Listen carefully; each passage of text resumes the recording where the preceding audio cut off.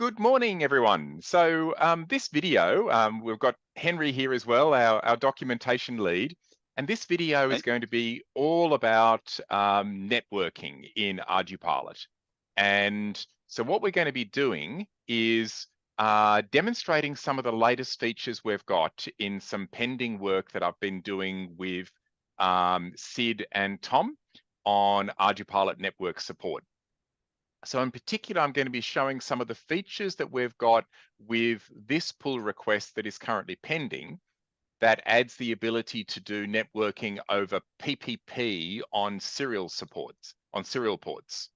And what this does is this brings full networking, full IPv4 networking capability to ArduPilot on boards that don't have a Ethernet connector. So we've had support for a few months now for networking on boards, for example, like this one, which this is a CUAV Pixhawk 6X, and it's got a little Ethernet port on the side of it, and I've got that plugged into a lovely little adapter from BotBlocks that brings it out to a standard Ethernet patch cable. And so that allows you to get standard networking with ArduPilot. I'll be showing some of the features of that, but I'll also be showing how to get most of the functionality or the same functionality, just not quite as much speed by using PPP over a serial port. And I'll be demonstrating that on a Cube Orange. So just to get started, I'm going to show the setup I've got on my desk. So my apologies with the camera movement. So what I've got here, you can see that I've got a Cube Red here.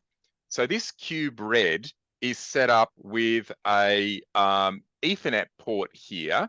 And so it's connected using the little, I'm really terrible at pointing the camera, apologies for that.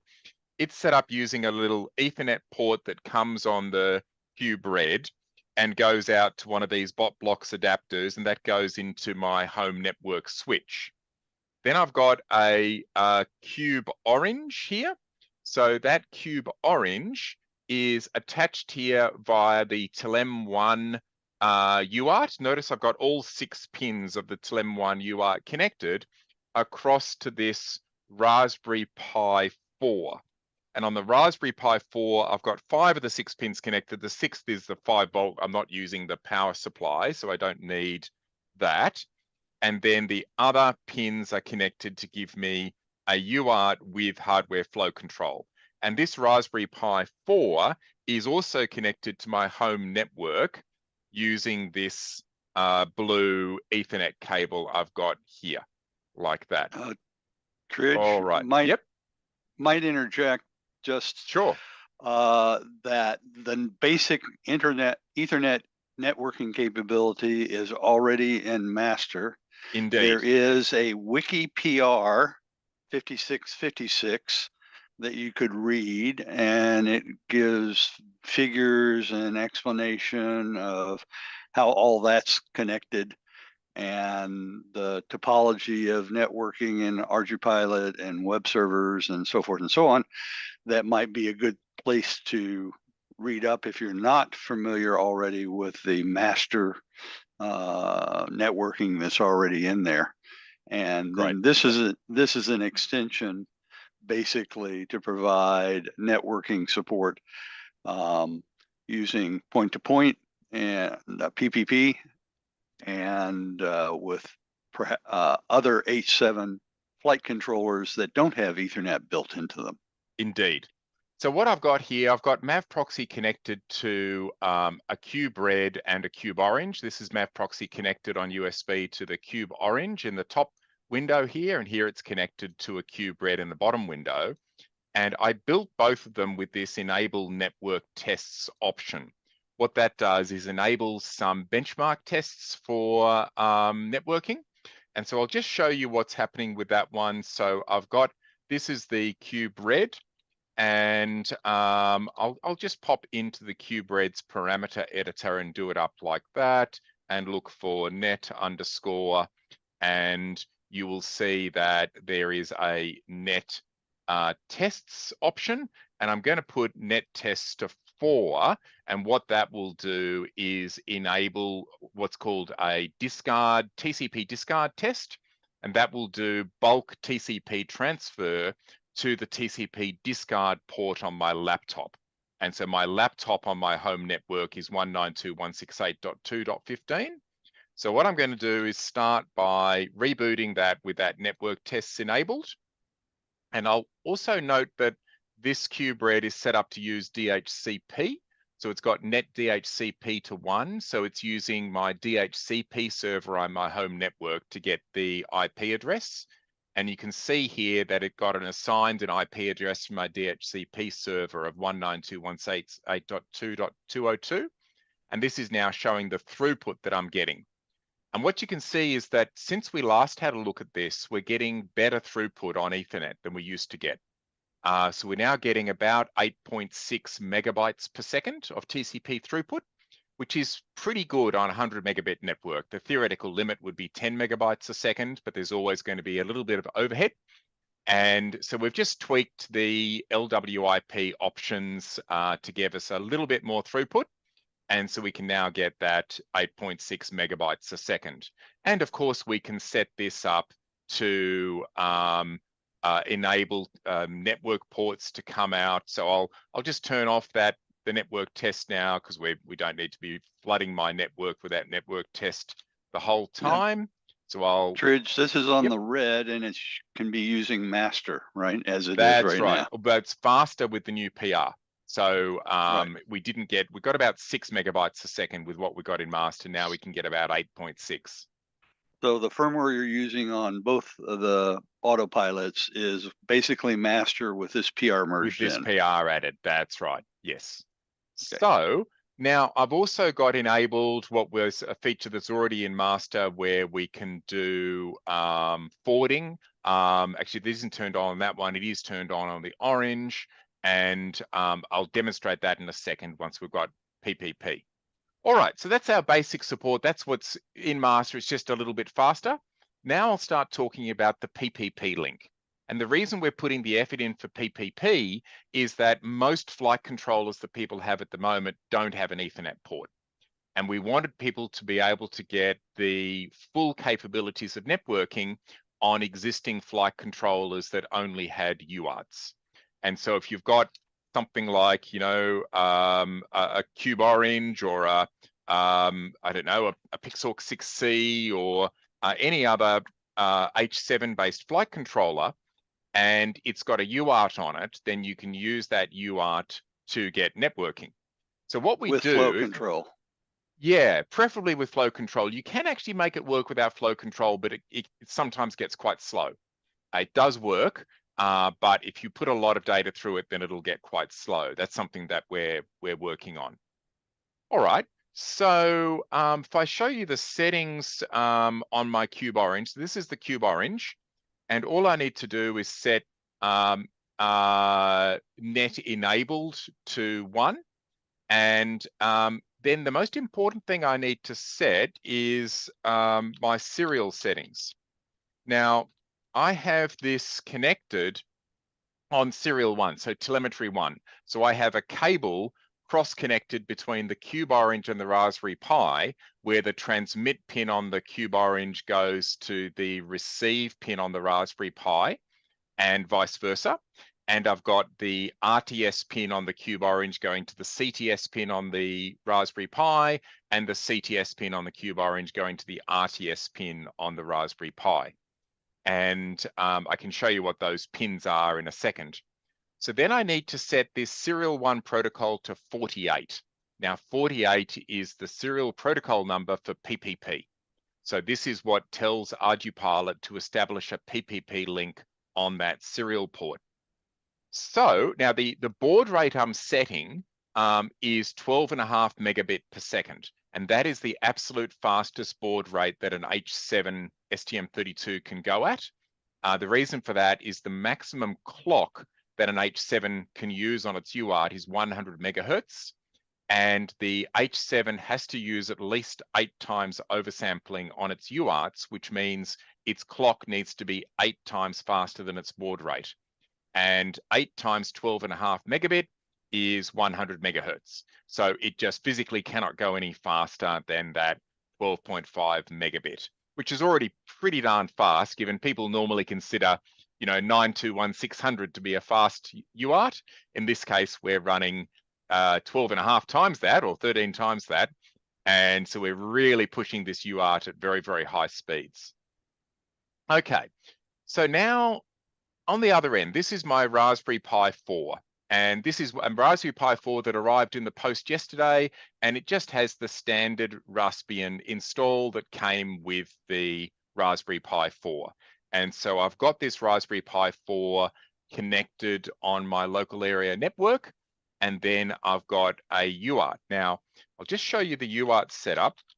So I need to go to boot config.txt, and I had to add 2 lines into the boot config.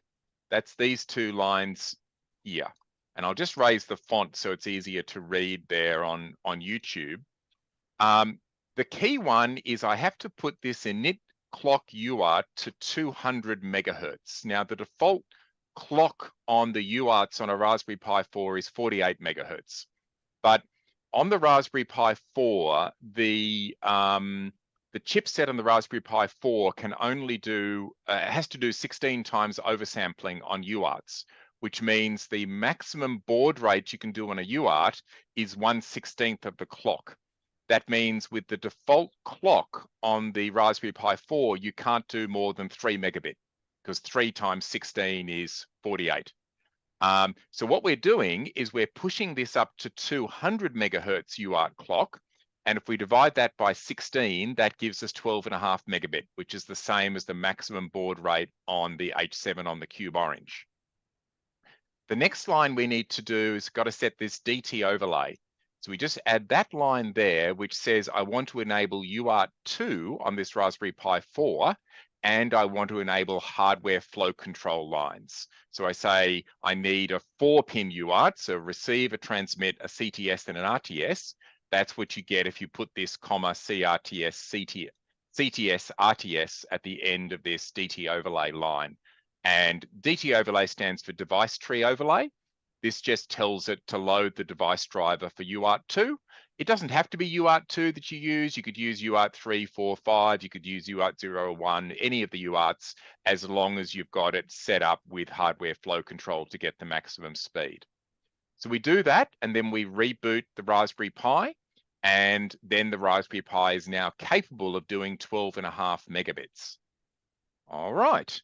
And so next thing I need to do, the version of PPP, you've got this PPP daemon, and so actually I need to run that as root, but sudo PPP daemon -h. So you've got this PPP daemon, right? And the version that comes with the Raspberry Pi is 2.4.9. Unfortunately, 2.4.9 can't do 12.5 megabit. It says unsupported baud rate. There are workarounds for that, but the simplest thing to do is to update your version of PPP daemon on the Raspberry Pi to the latest version.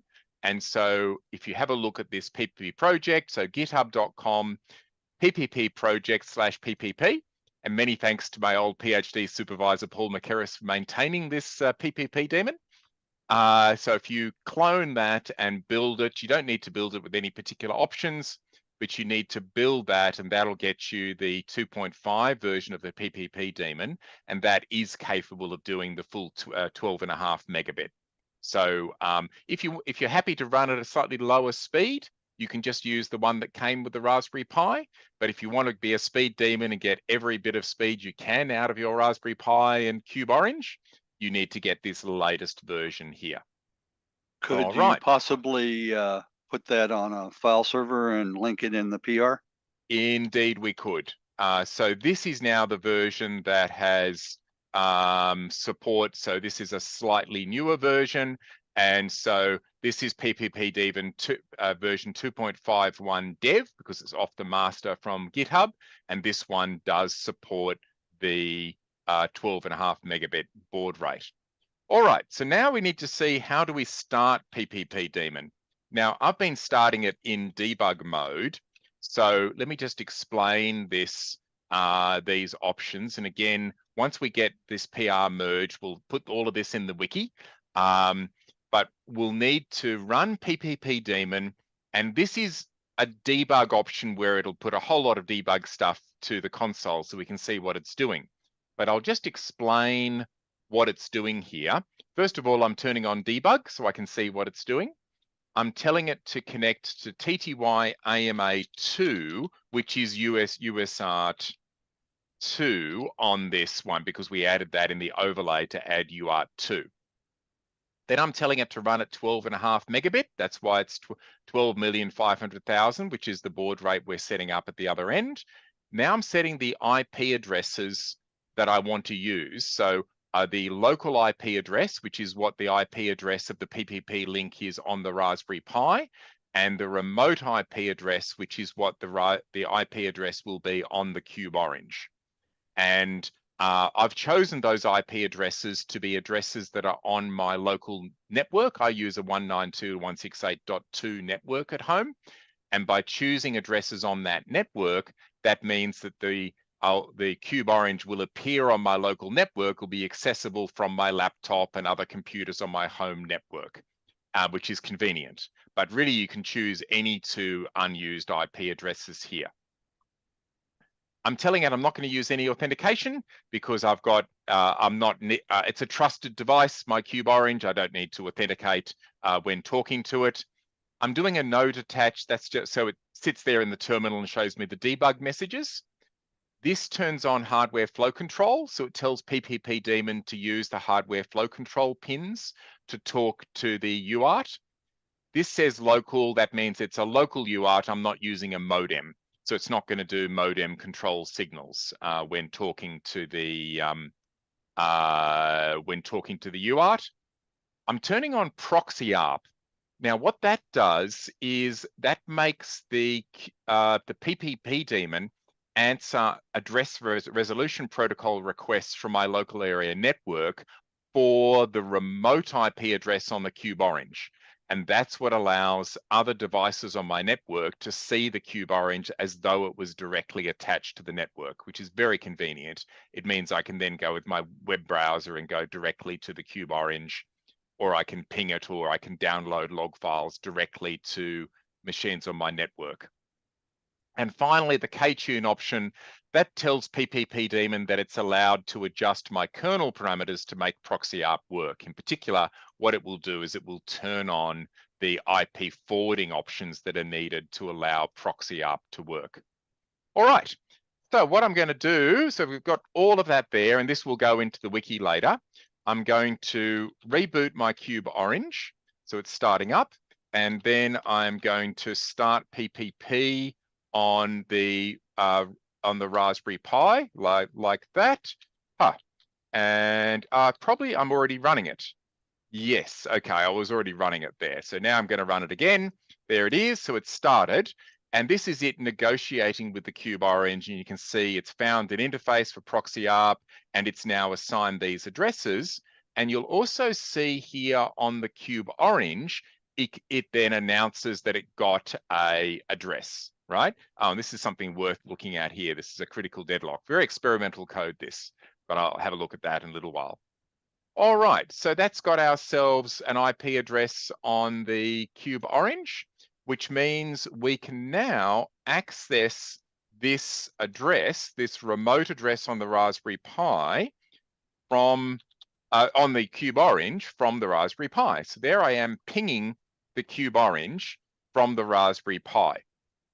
Now, because I did proxy ARP, I can also go and connect, because I've got the web server installed on because I've got the little script with the web server, I can connect to the ArduPilot Lua-based web server. So this little web server that's showing the time ticking over is running directly on the Cube Orange. So it's got its own little web server built into the Cube Orange as a Lua script. And so if I go and have a look at that Lua script, I can actually go and have a look at the SD card via a web browser, and I can go and have a look at the scripts, And this is the little web server that I've got running on the Cube Orange. So this is the web server serving its own source code, which I think is quite cute, into a web browser. And so this little script you have to put into the APM scripts directory to get the web server running on the Raspberry Pi. And again, there's some documentation that goes along with this Lua script. Now, this also gives us very convenient access to our log files. So there's all the log files on the Cube Orange, and we can access those log files via the a web browser. So if I click on this file here, then it'll start downloading. And so there it is, download, 3 seconds, 2 seconds, and it actually downloads quite quickly. So if I test it on here with wget, which shows us the performance, so this is fetching a log file from the Cube Orange across the PPP link. And if I download it like that, you'll see that I'm getting 770 kilobytes per second. In fact, gone up to just over 800 kilobytes a second there, fetching that log file. Now that's actually faster than fetching the file via USB. So I could try and download that same one over USB. So log download 12, that same log file, and you'll see that it's getting about 380, 390 kilobytes a second. So we're actually getting nearly twice the speed downloading logs via the web server than we are directly over USB. And that's because of the overhead of Mavlink. So Mavlink has a bit of an overhead associated with it and doing various CRCs, etc. Whereas the web server has a rapid access method of pumping data out through sockets from the file system, which makes it considerably faster. And so this is going to be very convenient. Now, in this particular case, I was fetching that log file to the Raspberry Pi. But the more interesting case is actually to fetch it onto my laptop, right? And so what I'm going to do is download that. And the reason that's interesting is because imagine you have a companion computer on your aircraft which has a high-speed network, something like a HearLink or similar, or a Silvus radio, other high-speed IP-based radio, and you connect it to a companion computer, then you will be able to download the logs remotely onto your ground station twice as fast as you would be able to get them by walking up to the aircraft and plugging in USB. So I'll just grab the URL for that same log file again, and I'll go and fetch that onto my laptop, which means it's being, it's actually routing it from the Cube Orange to the Raspberry Pi, then forwarding that connection via the proxy ARP mechanism down to my laptop.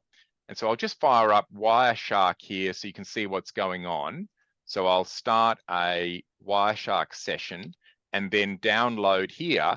And you can see I'm getting 750, 700, yeah, getting up just over 800 kilobytes a second, downloading forwarded with proxy ARP via the laptop, and which is going to be really, really useful. So that will mean if you've got this high-speed radio link, which so many people have these days, like a HearLink or similar, then you'll be able to, in a web browser on your hand controller, one of the little Android-based hand controller, you'll be able to go to the ArduPilot web server and then click through to the logs and download a log, and it'll actually come down twice as fast than it would come down if you went and plugged in USB. But you've got it remotely. It also opens up the possibility of us backing up logs automatically to the cloud, transferring them in flight, etc. And it's quite low overhead. The CPU cost of doing that fast download is very low because TCP has a very low overhead, which means the ArduPilot is not at all overloaded doing that fast download.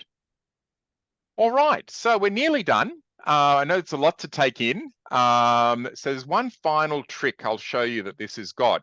So if you're a developer, I'll just kill off these links to the cube red and the cube orange and things here. And I'll show you something you can do here. I'm now going to run sim vehicle, but I'm going to, with sim vehicle, do enable PPP, because you can actually run all of the networking code, all of the lightweight IP, so LWIP and PPP in CITL. So I'm going to fire up this with sim vehicle, and what this is going to do is build CITL with PPP support, and then I can run PPP over a TCP socket, because ArduPilot CITL simulator presents its virtual UARTs as TCP sockets. It could also do UDP and other mechanisms. This particular case, I'm using the default TCP socket. And I'm going to connect to 127.0.0.1 5765. So that's serial 5. So the default UARTs in ArduPilot are serial 0 for is 5760, serial 1 is 5761, etc. In this particular case, I'm setting up serial 5 as running for PPP, and you'll see the parameters in a second when I fire that up. And just taking a bit of time to, should have pre-compiled it before this video. Nearly there.